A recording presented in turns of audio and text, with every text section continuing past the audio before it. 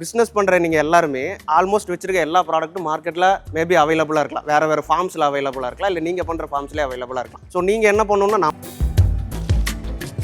ரெகுலராக பிஸ்னஸ் இருக்கும்னு எல்லாத்துக்கும் சொல்ல முடியாது. சில இடத்துல டவுன் ஆகலாம், சில இடத்துல நல்ல பீக்கில் போகும், உங்களுக்கு பிஸியாக இருக்கும், உங்களுக்கு உட்காரக்கே இடம் இல்லாமல் இருக்கும். பட் அந்த மாதிரி டல் ஆகிற டைமில் நீங்கள் என்ன பண்ணணும்னா, ஒரு ப்ராடக்ட் நீங்கள் கொடுக்குறீங்கன்னா அந்த ப்ராடக்ட்டோட எந்த அளவுக்கு மக்கள் கனெக்ட் இருக்குது. ரொம்ப ரேரான ஒரு ப்ராடக்ட் நம்ம எடுத்துகிட்டு போனோம்னா அது எல்லா பீப்புள்ஸுக்கும் போகும்னு சொல்ல முடியாது. ஸோ சின்ன சின்ன பிஸ்னஸ் ஸ்டார்ட் பண்ணுறவங்க சேல் பண்ணுறதுக்கான ஒரு செட்டப் என்ன மாதிரி இருக்கணும், ஒரு ஷாப் போடுறோமா இல்லை ஒரு சின்ன ஸ்டால் போடுறோமா, எந்த மாதிரி இருக்கணுங்கிறது ஒரு டார்கெட் ஃபிக்ஸ் பண்ணி வச்சுட்டே இருக்கீங்களோ அது கண்டிப்பாக நடக்கும். அது நடந்த உடனே நீங்கள் அடுத்த டார்கெட்டை ஃபிக்ஸ் பண்ணுங்க.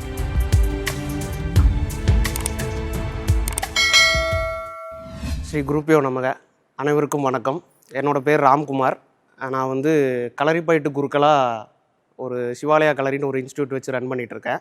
களரிங்கிறது வேறு பேரில் சிலம்பமாக இருக்கலாம், எல்லாமே இருக்கலாம். பட் நம்ம அதில் என்ன டிஃப்ரெண்ட்டாக கொடுக்க முடியும்னு நாங்கள் பிளான் பண்ணோம். ஸோ அப்படி பிரித்தது தான் இந்த ஏஜ் வைஸ் கேட்டகிரி, இந்த ஃபீமேலுக்கு தனியாக ஒரு டீம் போட்டது, இந்த மாதிரி போட்டதெல்லாம். ஸோ நம்ம இங்கே பிஸ்னஸ் பண்ணுற நீங்கள் எல்லாருமே நீங்கள் ஆல்மோஸ்ட் வச்சுருக்க எல்லா ப்ராடக்ட்டும் மார்க்கெட்டில் மேபி அவைலபிளாக இருக்கலாம், வேறு ஃபார்ம்ஸில் அவைலபிளாக இருக்கலாம், இல்லை நீங்கள் பண்ணுற ஃபார்ம்ஸ்லேயே அவைலபிளாக இருக்கலாம். ஸோ நீங்கள் என்ன பண்ணணுன்னா, நம்ம பண்ணுற ஃபார்ம்ஸ்லேயே அதை எப்படி புதுசாக இன்னும் அப்கிரேட் பண்ணி கொண்டு போகிறது அப்படிங்கிறத அந்த நாலேஜ் படி நல்லா டெவலப் பண்ணிக்கணும்னு நினைக்கிறேன். உங்கள் அளவுக்கு எனக்கு பிஸ்னஸில் எக்ஸ்பீரியன்ஸ் கிடையாது, ஏன்னா என்னோடய ஃபீல்டு வேறு. பட்டு எனக்கு தெரிஞ்ச சின்ன சின்ன விஷயங்களை நான் சொல்கிறேன், ஒரு கதை மூலிமா சொல்கிறேன். பிஸ்னஸுக்கு கண்டிப்பாக மோட்டிவேஷனாக இருக்கும்னு நான் நினைக்கிறேன்.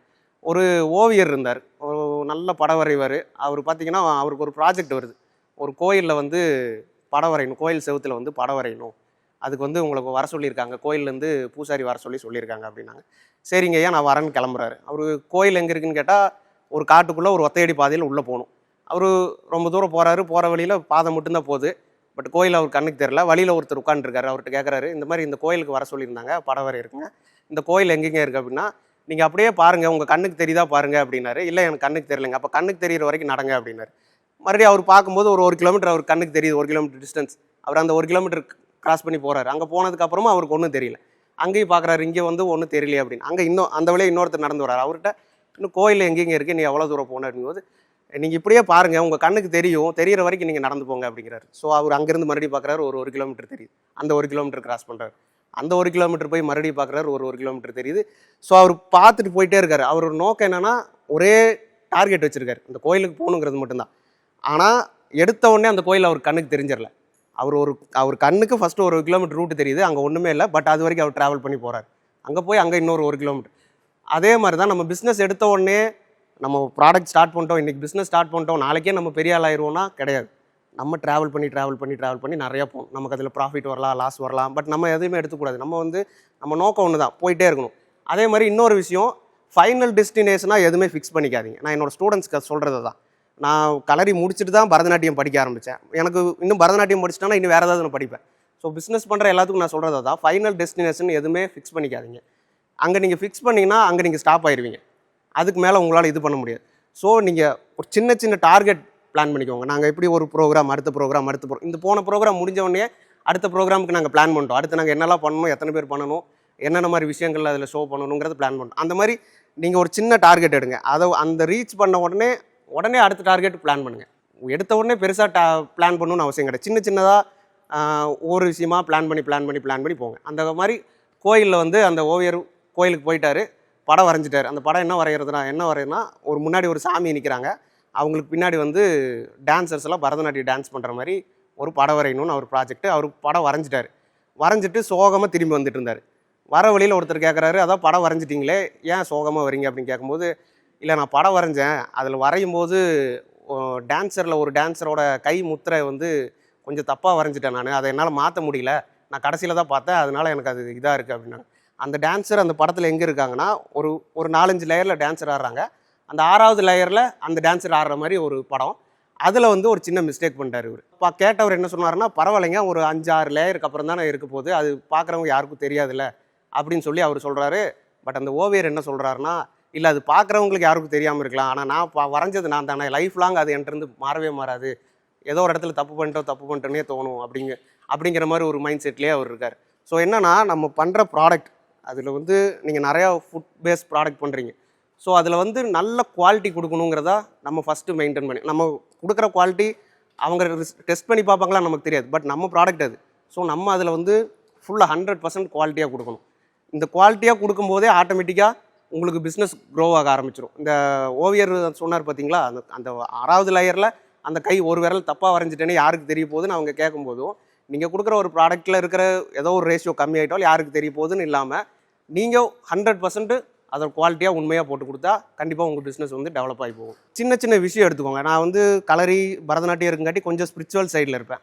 ஸோ டெக்னிக்கலாக நீங்கள் பிஸ்னஸ் பண்ணுற நிறைய பேர் பேசுவீங்க. நான் கொஞ்சம் ஸ்பிரிச்சுவல் டச்சோடு சேர்ந்து அதோட டெவலப்மெண்ட்டுக்கு ஒரு ஐடியா சொல்கிறேன். நீங்கள் என்ன டார்கெட் எடுக்கிறீங்களோ அதை மைண்டில் வந்து ஃபிக்ஸ் பண்ணுங்கள். அந்த உங்கள் மைண்டு ஃபுல்லாக அதுதான் இருக்கணும். இப்போது உதாரணத்துக்கு ஒரு ப்ரோக்ராமே நீங்கள் பண்ணுறீங்கன்னா, அந்த ப்ரோக்ராமில் ஆரம்பிக்கும் போது என்ன இருக்கணும், முடியும் போது என்ன இருக்கணும், அந்த என்டையர் ப்ரோக்ராம் நீங்கள் பிளான் பண்ணும்போது உங்கள் மைண்டில் ஓடி முடிச்சிருக்கணும்.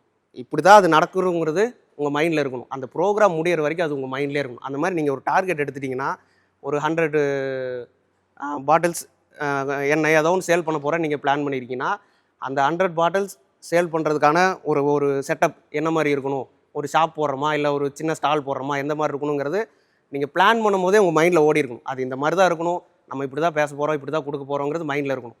இதை நீங்கள் எந்த அளவுக்கு உங்கள் மைண்டில் வச்சுட்டே இருக்கீங்களோ, ஒரு டார்கெட் ஃபிக்ஸ் பண்ணி வச்சுட்டே இருக்கீங்களோ, அது கண்டிப்பாக நடக்கும். அது நடந்த உடனே நீங்கள் அடுத்த டார்கெட்டை ஃபிக்ஸ் பண்ணுங்கள்.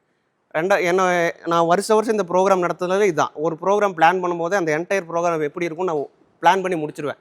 அந்த ப்ரோக்ராமில் என்ன சாங் போடணும் கொண்டு நான் பிளான் பண்ணி முடிச்சிருவேன். என் ஸ்டூடெண்ட்ஸ்கிட்ட சொல்லுவேன். ஸோ நீங்கள் ஏதோ ஒன்று ஃபோக்கஸ் பண்ணிங்கன்னா அது உங்கள் மைண்டில் ஃபஸ்ட்டு ஃபுல்லாக ஓடி முடிச்சிருக்கணும். அது ரியலாக நடக்கிறது ரெண்டாவது, அது நடக்கிறதுக்கு முன்னாடியே எப்படி நடக்கணுங்கிறது முடிச்சிருக்கணும். அந்த மாதிரி நீங்கள் ஒரு விஷயத்தை எந்த ப்ராடக்ட் பிளான் பண்ணுறீங்களோ அந்த ப்ராடக்ட் எந்த அளவுக்கு வரும், எந்த அளவுக்கு ரீச் இருக்கும், எந்த அளவுக்கு நம்ம கொண்டு போகணுங்கிறத உங்கள் மைண்டில் ஃபிக்ஸ் பண்ணி அது நடந்த மாதிரியே நீங்கள் ஃபீல் பண்ணி அந்த பிஸ்னஸை வந்து ரன் பண்ண ஆரம்பிக்கணும். இன்னொன்று, ரெகுலராக பிஸ்னஸ் இருக்கும்னு எல்லாத்துக்கும் சொல்ல முடியாது. சில இடத்துல டவுன் ஆகலாம், சில இடத்துல நல்லா பீக்கில் போகும், உங்களுக்கு பிஸியாக இருக்கும், உங்களுக்கு உட்காரக்கே இடம் இல்லாமல் இருக்கும். பட் அந்த மாதிரி டல் ஆகிற டைமில் நீங்கள் என்ன பண்ணணும்னா, நம்ம சோர்ந்து உட்காந்துடக்கூடாது. அந்த இடத்துல வந்து உங்கள் மைண்டை வந்து கொஞ்சம் ரெஃப்ரெஷ் பண்ணுங்கள். ஆல்மோஸ்ட் சின்னதாக பிஸ்னஸ் ஸ்டார்ட் பண்ணுற எல்லாருக்கும் பண்ணுற ஒரு சின்ன தப்பு என்னென்னா, பிஸ்னஸ்னே போயிடுறாங்க. பட் இடையில ஒரு ஃப்ரீ எடுங்க, இடையில ஒரு டூர் போங்க, வெளியே எங்கேயாச்சும் பாருங்கள். எப்போ உங்களுக்கு பிஸ்னஸ் கொஞ்சம் டல் ஆகுதோ அப்போ உங்கள் மைண்டை வந்து ரெஃப்ரெஷ் பண்ணுங்கள். எங்கேயாவது வெளியில் போங்க, ஏதோ ஒரு டூர் போயிட்டு வாங்க, உங்கள் மைண்டு ரெஃப்ரெஷ் ஆகும். திருப்பி நீங்கள் வந்து அந்த ப்ராடக்ட் ஸ்டார்ட் பண்ணுங்கள். அதில் 2 பெனிஃபிட். ஒன்று, உங்கள் மைண்டு ரெஃப்ரெஷ் ஆகிறது ஒன்று. இன்னொன்று, நீங்கள் பலதரப்பட்ட மக்களை வந்து நீங்கள் ட்ரிப் போகும்போது எல்லா பக்கம் பார்ப்பீங்க. ஸோ நீங்கள் கொடுக்குற ப்ராடக்ட் வந்து மக்களுக்கு எந்த அளவுக்கு நீட் இருக்குது, இல்லை மக்களுக்கு நீடான ப்ராடக்ட் நம்ம வேறு என்ன பண்ணலாம் அப்படிங்கிறத நம்ம அதில் கொண்டு வரணும். இன்னொரு விஷயம் பார்த்துக்கிட்டிங்கன்னா, ஒரு ப்ராடக்ட் நீங்கள் கொடுக்குறீங்கன்னா அந்த ப்ராடக்டோட எந்த அளவுக்கு மக்கள் கனெக்ட் இருக்குது அப்படிங்கிறது ஏன்னா நம்ம ரொம்ப ரேரான ஒரு ப்ராடக்ட் நம்ம எடுத்துகிட்டு போனோம்னா அது எல்லா பீப்புள்ஸுக்கும் போகும்னு சொல்ல முடியாது. ஸோ சின்ன பிஸ்னஸ் ஸ்டார்ட் பண்ணுறவங்க மோஸ்ட்டாக நம்ம டார்கெட் வந்து எல்லா பீப்புள்ஸுக்கும் நம்ம கொண்டு போகணும் நம்ம பிஸ்னஸை, நம்ம ப்ராடக்டை அப்படிங்கிறத மைண்டில் ஃபிக்ஸ் பண்ணி அதுக்கேற்ற மாதிரியான ப்ராடக்ட் எந்த மாதிரி உங்கள் டேலண்ட்லேருந்து வருது அப்படிங்கிறத பார்த்து அதை எப்படி அப்கிரேட் அடுத்த லெவல் பண்ணலாங்கிறது பிளான் பண்ணி உங்கள் பிஸ்னஸை நீங்கள் கொண்டு போகணும். இன்னொரு விஷயம், நம்ம இந்த மாதிரி டூர் போவோம், வெளியெல்லாம் போகிறது எதுக்குன்னா, ஒன்று வந்து நம்ம மைண்ட் ரெஃப்ரெஷ்மெண்ட்டுக்கு மட்டும் இல்லை, பல மக்களை பார்க்கும்போது அவங்கக்கிட்டெல்லாம் பேசணும். எந்த ஒரு பிஸ்னஸ் பண்ணுறவங்கள யார் எடுத்துக்கிட்டாலும் ஃபஸ்ட்டு விஷயம் அவங்க என்ன விடணும்னா கூச்சத்தை விடணும். என்ன இருந்தாலும் பேசணும்.